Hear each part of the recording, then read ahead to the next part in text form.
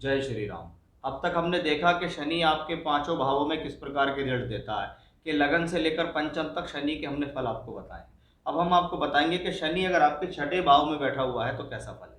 पहला, शनि छठे भाव में है तो छठा भाव और छठे भाव के कारकत्वों का और शनि के कारकत्वों का मिलन हो रहा है। दूसरा, शनि दशम भाव का मालिक भी है, लाभ भाव का मालिक भी है, यानी कर्म कराना और लाभ देना दोनों शनि के हाथ में।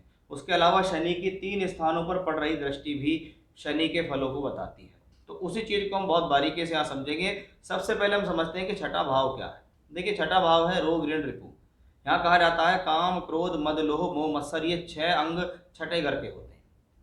इसलिए 6th हाउस बहुत ज्यादा मोस्ट इंपॉर्टेंट भाव होता है, क्योंकि छठा भाव सिर्फ छठा भाव ही नहीं है। छठा भाव आपको जीवन में ये सिखाता है कि आपको जीवन में करना क्या है। जो लोग जीवन में अपने मेहनत पर आगे बढ़ते हैं, कहीं ना कहीं छठे घर का रोल उसमें होता है।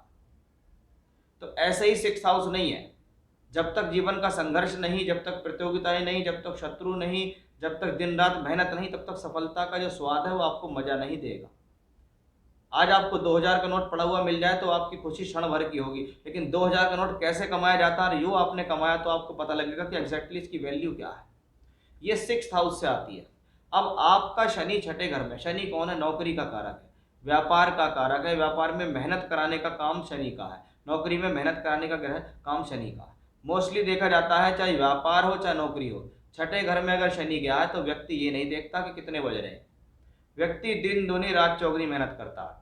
उसको 12 बजे उठा लो, उसको रात को 4 बजे उठा लो, उसको कभी इतने बजे चलना है, इतने बजे काम है, इतने बजे की डीलिंग है, इतने बजे यहाँ से निकलना है, उसके अंदर स्वतः ही एनर्जी आती चली जाती है। ऐसा व्यक्ति दिन दूनी रात चौगनी मेहनत करता है और अपने बल पर अपने आयाम सिद्ध करता है, क्योंकि आपका लगन मंगल का है। मंगल का लगन एक जोशीला लगन है, क्योंकि आपका लगन इस प्रकार का है, मैंने बहुत आसानी से ऐसे लोग किसी के सामने झुकते नहीं देखे। अब आपका शनि भी छठे घर में आ गया कि भाई मेहनत भी करने में मैं पीछे नहीं हूँ। अब ये शनि छठे घर में है, छठा घर में रोग ऋण रिपु है। क्या करेगा 6th हाउस में बैठकर शनि? अगर आपको किसी प्रकार की बीमारी है तो उस बीमारी का सलूशन निकालेगा शनि। मान लीजिए आपको शनि की दशा अंतरदशा चल रही है, शनि आपका छठे घर में और आप किसी बीमारी से ग्रसित है, तो ये शनि या तो आपको कोई अच्छा डॉक्टर दे देगा, कोई अच्छा वैद्य दे देगा, सलूशन निकाल देगा, लाइफ स्टाइल चेंज कर देगा। कभी कभी क्या, व्यक्ति सारे में घूमता रहा और जो बीमारी थी वो उसको खुद ही कवर करनी थी कि भाई मैं अपने आप को कैसे ठीक करूं, उस चीज़ को वो समझता है, पहचानता है और उसको ठीक कर लेता है। ऋण की बात करते हैं, कर्ज की स्थितियों को अपनी मेहनत से आप कर्ज भी ले लेंगे, अपनी मेहनत से आप कर्ज उतार भी लेंगे, कि मैंने अपने आप को इस काबिल बनाया कि आज बैंक मुझे 10 20 50 लाख का लोन दे सकता है, तो उसे आप अपनी मेहनत से ख़त्म भी कर लेंगे। शत्रुओं के लिए एक कॉम्बिनेशन ये नेगेटिव है कि आपके शत्रु आपके सामने टिकेंगे नहीं। ऐसा शनि शत्रु पक्ष को हराता है, कोर्ट कचहरी विजय इन आदियों में विजय दिलाता है। अब आपका अगर ऐसा कोई भी काम करते हो, क्योंकि कौन, शनि दशम का मालिक होकर छठे घर में है। आप मेडिसिन डिपार्टमेंट में हो, आप डॉक्टर हो, मेडिसिन सप्लाई करते हो, केमिकल का रिलेटेड काम करते हो, क्योंकि ये रोग का भाव है, तो उसमें आपके लिए सफलता।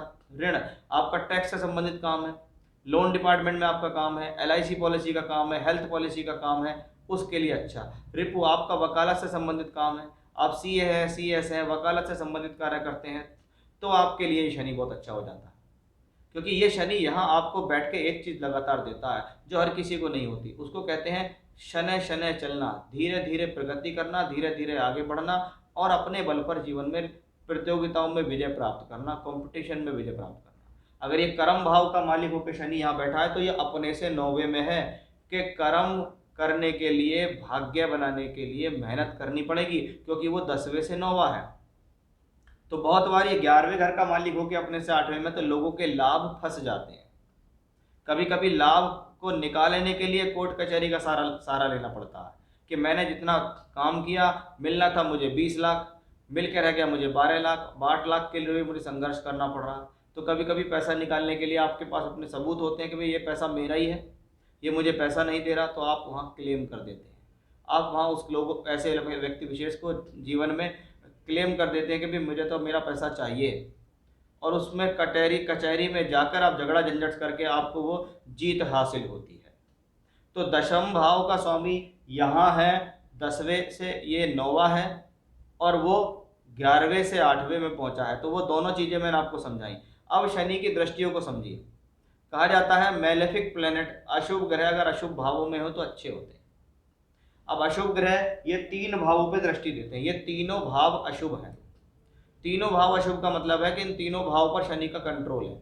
शनि आपके प्रॉब्लम्स को कंट्रोल कर सकता है, आपकी पैतृक संपत्ति से विवाद को हल कर सकता है, शनि आपके जीवन में आपके खर्चों को कंट्रोल कर देगा, बीमारियों को कंट्रोल कर सकता है। अगर पीड़ित नहीं है, ये बात बिल्कुल अवश्य ध्यान रखें, अगर वो पीड़ित है, पाप प्रभाव में है और अस्त है, तो वो कुछ नहीं कर पाएगा।